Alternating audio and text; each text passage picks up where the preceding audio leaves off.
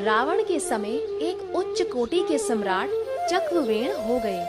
उनका राज्य तो छोटा था, लेकिन प्रभाव इतना था कि उनकी सराहना स्वर्ग में भी होती थी। एक दिन कुछ मनचली माइयाँ सेठानियाँ गहने गांठे पहनकर राजा चक्रवेण की पत्नी से मिलने गई।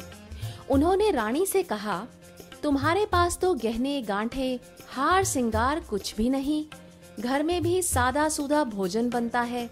ऐसे कपड़े हम तो नौकरानियों को भी ऐसे कपड़े नहीं देती।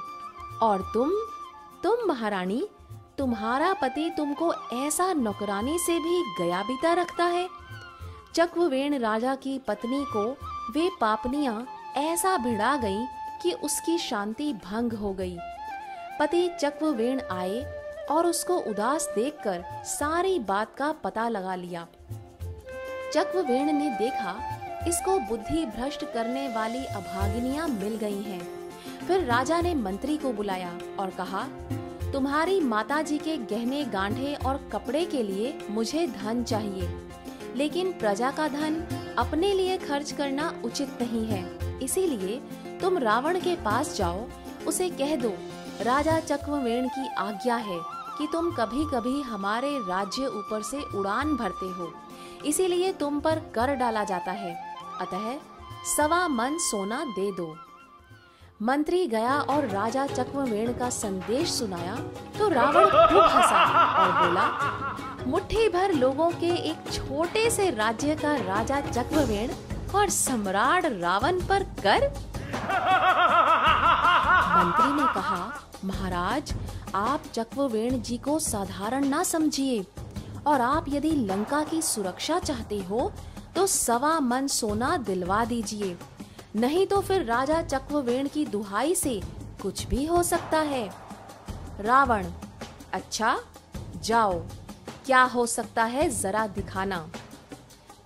मंत्री समुद्र तट पर गया। उसने मिट्टी इकट्ठी करके पीले फूल रगड़ के सोने की लंका का नमूना बनाया और रावण के पास जाकर कहा, महाराज, मैं आपको एक कौतूहल दिखाना चाहता हूँ, आप समुद्र तट पर चलिए। रावण सभासदों सहित वहां गया। मंत्री ने कहा, देखो, ये मैंने लंका का नमूना बनाया है।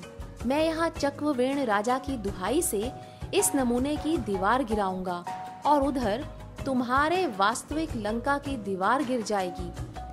मंत्री ने तनिक राजा चक्रवेण का चिंतन किया और संकल्प किया कि चक्रवेण राजा की दुहाई से ये दीवार गिर जाए।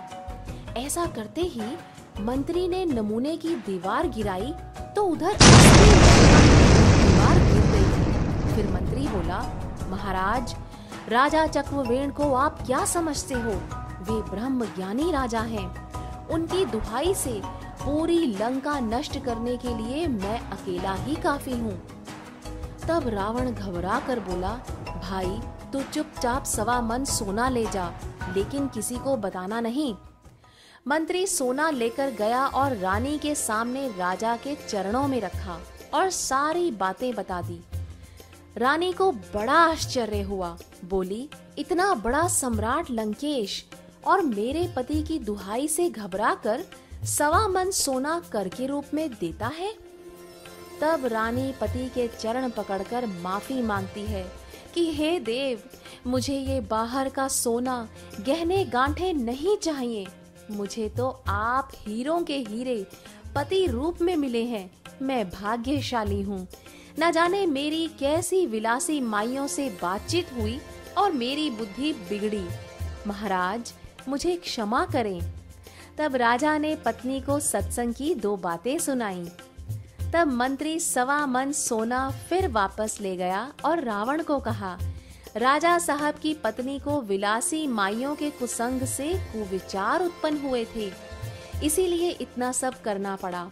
अब उनकी बाहर के गहने गांठों की सुखी होने की बेवकूफी छूट गई है। इसीलिए राजन, 1.25 मन सोना आप वापस ले लीजिए। लंकेश देखता ही रह गया कि हद हो गई, ऐसे पुरुषों के कारण ही पृथ्वी चल रही है।